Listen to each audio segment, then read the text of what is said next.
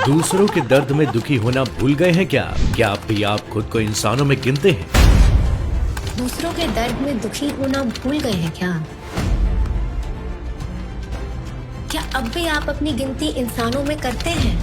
ये डायलॉग है फिल्म भक्षक का, और ये कहा जाए कि इस एक लाइन में पूरी फिल्म की कहानी का सार है तो कुछ भी गलत नहीं होगा।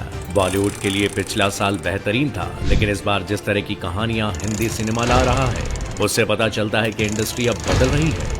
और इस फिल्म को आपको सिर्फ इसलिए नहीं देखना चाहिए क्योंकि एक अच्छी फिल्म है, बल्कि इसलिए देखना चाहिए क्योंकि एक जरूरी फिल्म है। हमारे देश में लड़कियों के साथ होने वाले भयावह मामलों को जिस तरह से फिल्म भक्षक दिखा पाती है, ऐसा सिनेमा आज के समय में बहुत ज्यादा जरूरी है। और इस फिल्म में अनाथ लड़कियों के साथ होने वाले शोषण से लेकर कैसे एक छोटी सी जगह का छोटा पत्रकार इन खबरों को आपके सामने ला पाता है, वो सब दिखाया गया है। और आज के चकाचौंध भरी पत्रकारिता से भी सवाल करती है। फिल्म भक्षक में दो मेन कैरेक्टर हैं, वैशाली और भास्कर, जिनका रोल भूमि पेडनेकर और संजय मिश्रा ने किया है।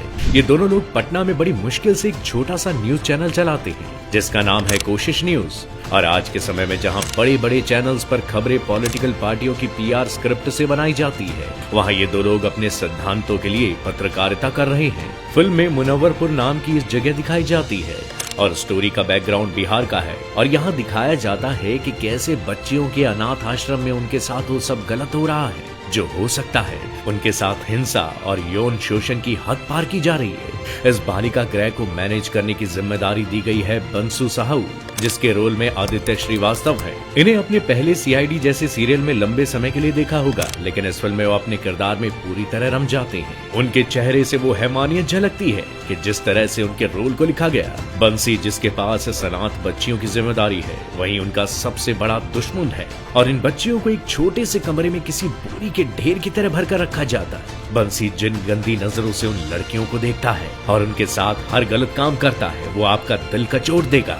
बेसहारा बच्चियां जिनका इस दुनिया में कोई भी नहीं है, जैसे तैसे उनके पास रहने को एक अनाथ आश्रम, तो वहाँ वो बस उस घड़ी का इंतजार कर रही है कि उन्हें कुछ हो जाए और उनकी मौत आ जाए। इस फिल्म को देखने के लिए पहले आपको दिल को मजबूत करना होगा। बड़ी बात यह है कि भक्षक किसी की कल्पना नहीं बल्कि असल घटना पर बेस्ड है।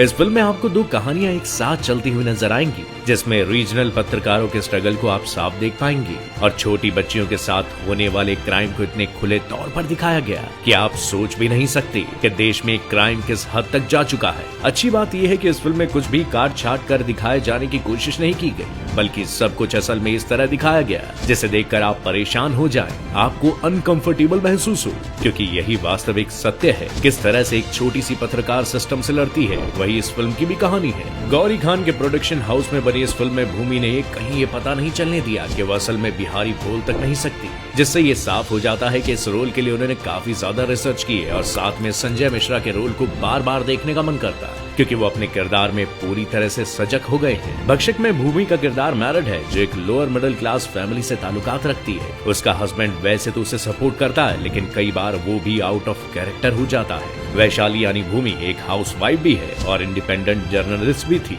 उनके पति अरविंद अपनी रेड वैन उन्हें यूज करने देते हैं और अपनी वाइफ की पिंक स्कूटी खुद चलाते हैं। भले ही वो खूब सपोर्टिव हो, लेकिन अक्सर उसे वैशाली की शॉर्ट टाइम जर्नलिज्म खलती भी है। वैशाली के भाई और भाभी भी दिखाए गए हैं जो उसे बोलते रहते हैं कि शादी के 6 साल हो चुके हैं, अब बच्चा कर लो नहीं तो तुम्हारी उम्र निकल जाएगी। और फिल्म में एक जबरदस्त सीन है जिसमें वैशाली बालिका गृह के केस की वजह से काफी परेशान है और घर देर से लौटती है। वैशाली का पति बोलता है कि इतना देर से आई हो, मैंने अभी तक खाना भी नहीं खाया, जिसमें वो अपने पति को बहुत ही खुलकर एक मुट्ठी चावल और दाल बनाने को कहती है। ये सीन सीधा आपके दिमाग के एक हिस्से को छूता है कि कैसे आज भी वर्किंग वुमेन से उम्मीद की जाती है कि वो काम के बाद घर आकर सब काम करे, खाना बनाए और सभी को खिलाए भी। इस सीन से पति पत्नी के बीच सदियों से चले आ रहे बटे हुए रोल्स को बड़ी आसानी से दिखाया गया है और भूमि का कैरेक्टर इस मामले में काफी स्ट्रॉन्ग तरीके से उभर कर आता है। भक्षक फिल्म के डायरेक्टर हैं पुलकित और इसको लिखा है ज्योत्सना नाथ ने। इस फिल्म के कई डायलॉग आपके रोंगटे खड़े कर देंगे। ये फिल्म हर कुछ मिनट पर समाज से लेकर लोगों की सोच तक से सवाल करती है और इसमें साफ दिखता है कि किस तरह से आज हम दूसरों की प्रॉब्लम के बारे में सुनना तक नहीं चाहते, क्योंकि हम अपने दिमाग पर कोई लोड नहीं ले सकते और अब धीरे धीरे बेहद इनसेंसिटिव होते जा रहे हैं। जब तक खुद के साथ कुछ गलत नहीं होता तब तक समाज की बुराइयों के बारे में बात तक नहीं की जाती। यही इस फिल्म का GIST है। बॉलीवुड ऐसी और फिल्में डिजर्व करता है जिसमें धूम धड़ाके वाले म्यूजिक, बड़े बड़े सेट से अलग कुछ सच दिखाने की जरूरत है। और भूमि पेडनेकर ने जिस तरह से अपने फिल्मी करियर में कहानियों को चुना, उसके लिए उनकी तारीफ जरूर होनी चाहिए। और संजय मिश्रा को देखना हमेशा ही कहानी में वजन डाल देता है। क्या आपको आज की हमारी ये वीडियो अच्छी लगी? कमेंट करके जरूर बताइएगा। साथ ही वीडियो को लाइक और शेयर करना ना भूलिएगा।